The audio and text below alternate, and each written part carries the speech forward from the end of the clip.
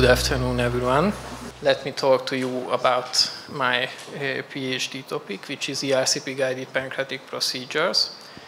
My name is Gergely Kollányi, and I work at the Szent Imre Hospital, and my vision is to give patients comfort and the best possible care, and I want to achieve that by improving the safety and efficacy of endoscopic procedures. I'm working currently on 3 projects. The first 2 is focusing on different pancreatic procedures done by ERCP, and the third one is a little bit off topic, which is assessing the cancer risk in medical professionals. My first project is titled Investigating the Accuracy and Safety of ERCP-guided biliary and pancreatic ductal tissue sampling in pancreatic cancer. Pancreatic cancer is one of the most lethal cancer types in the world. It is often diagnosed in a late phase when only palliative care is available. And it is often presented as a biliary stricture, which requires intervention. And during the intervention, brush cytology should be taken according to the guidelines. But the problem is that too many of these patients remain undetected after the first examination. The reason for that is that brush cytology has a low sensitivity, but some studies suggest that when we take the cytology sample from the pancreatic duct, it can be increased. So with this study, our aim is to compare these methods. Our clinical question is that is pancreatic ductal tissue sampling superior to biliary duct sampling when we diagnose pancreatic cancer.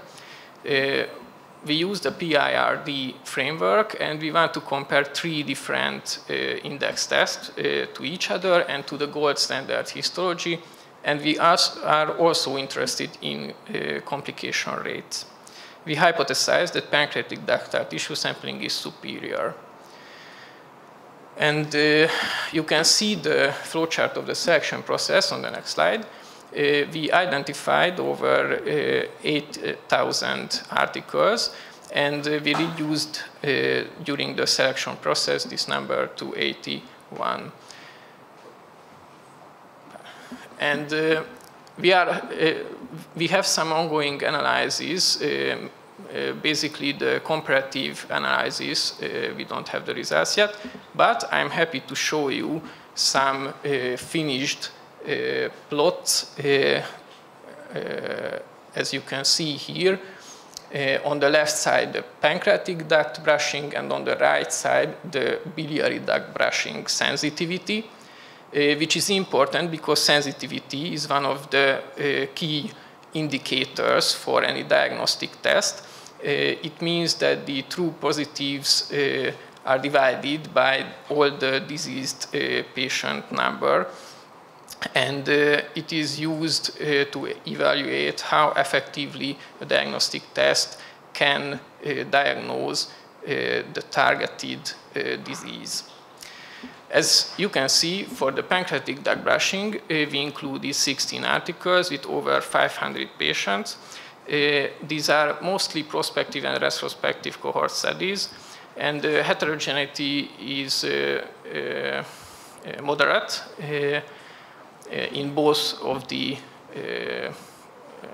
both pancreatic and bile duct brushing, which can be attributed to low patient number, differences in study designs, and also definitions or the different techniques. In the left side, in the pancreatic duct brushing, the pooled proportion is 0.59, which means 59% of the pancreatic cancer patients can be diagnosed by pancreatic duct brush cytology. And for the biliary duct brush cytology, it is 0.4, which means 40% of these patients can be diagnosed with this method. In this slide, you can see the post-ERCP pancreatitis rate, which is one of the major complications of this method. And post-ERCP pancreatitis can be a burden to patients. It is measured in pooled proportions here as well, and it is acceptable under 7 to 10% in most of the cases. But as you can see here, both ducts yielded a 3% post-ERCP pancreatitis rate. So with our first project, we are at the risk of bias assessment stage, and we are waiting for the comparative plots from the statisticians. Therefore, I don't want to draw any conclusions yet. Moving forward to my second project, in this project we will investigate the safety and efficacy of transpapillary drainage of pancreatic fluid collections. Pancreatic fluid collections are one of the major complications of pancreatitis, and they are divided in 4 major groups by the revised Atlanta classification. And pancreatic pseudocysts and walled-off necrosis are both in this group, and pancreatic pseudocysts can reach up to 40% in chronic pancreatitis, and the majority of them won't resolve spontaneously. And in these cases, they often require intervention. There are several options for interventions, but the guidelines suggest mainly endoscopic route. For this, we have US-guided transmural drainage or transpapillary drainage, which is done by ERCP. And this transpapillary route is not widely used or recommended, although it has a high success rate. So with this study, we want to assess in which cases should we do this intervention. Our clinical question will be, what is the safety and efficacy of transpapillary drainage in these PFCs compared to the transmural drainage or the combined transmural and transpapillary drainage? We used the PICO framework, and we hypothesized that the transpapillary route or the combined route is more effective than the transmural alone. We use this we use this search key for our preliminary searches, and we found over 1,500 articles. My third project will be a Eurostat database analysis, which will assess the cancer risk in medical professionals. New cancer cases are on the rise, and those who work in healthcare may be at increased risk because of several risk factors like night shifts, sleep disturbances, etc.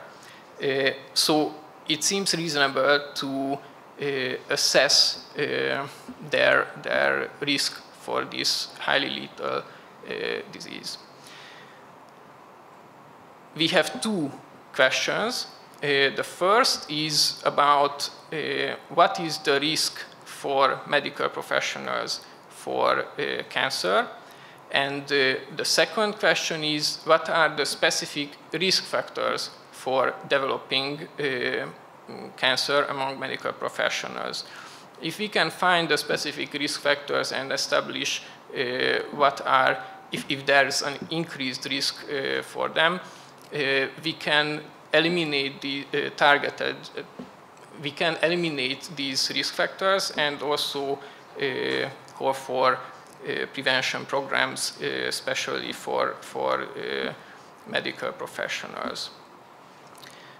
Although this study will could have several confounding factors, we will try to assess them with investigating the different risk factors for cancer.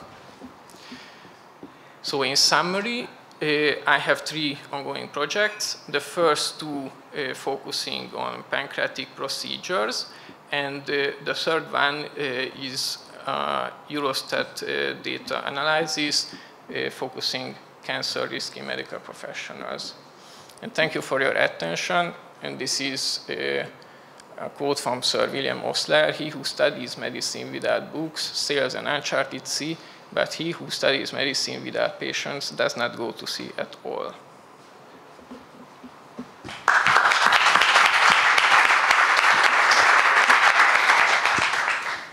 Any question from the audience?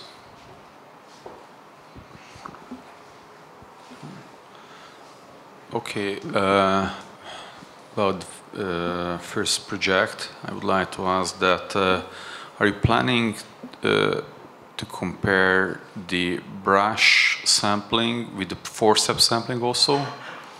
Yes, but forceps sampling only from the biliary duct. Because? Because it is technically difficult to do it from the pancreatic duct. There are some studies which use, how do you say, pediatric forceps for pancreatic duct brushing, but there's two reasons they do not do it often. One is that it is really difficult to maneuver with the forceps in the pancreatic duct, and the second one, the post-ERCP pancreatitis rate, it is much higher with the and every other complication rate is much higher with the forceps. And do you use this forceps technique in your institute? Well, I don't use it. in the institute. Do you use the forceps technique? In the biliary duct? Yes. Yes. Okay, and another question about the second project, that you told that you compared the transpapillary drainage with the transmural. The transmural, it means that endoscopic-guided cystogastrostomy. This is yes, transmural technique. Yes. This is okay. Yeah. And the combined is when you do cystogastrostomy and also the transpapillary stenting. With or without transpapillary, yeah? No, the combined uses both techniques. Yes, of course, yes. Yeah. Okay, thank you very much. Thank you very much for the presentation. In your first study, when they do the pancreatic duct brushing, in these studies, do they use some kind of special way to prevent the post-ERCP pancreatitis? Like, do they put regularly a stent or something? Do they address this issue? Thank you for your question, because this is a very important pitfall of this study, because I have not seen one article which described what prevention method they used, or even if they used any prevention method.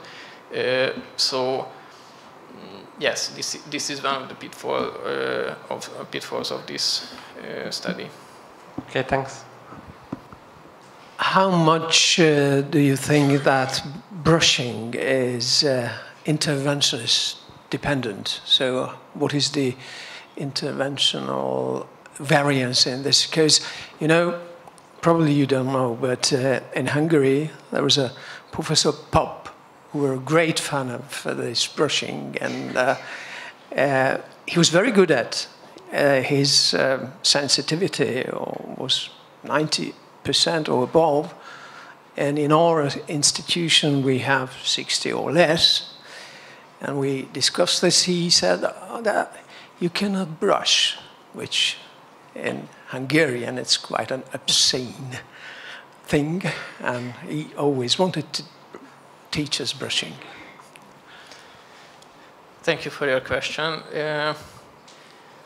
First of all, I won't tell any numerical data for that, but I think it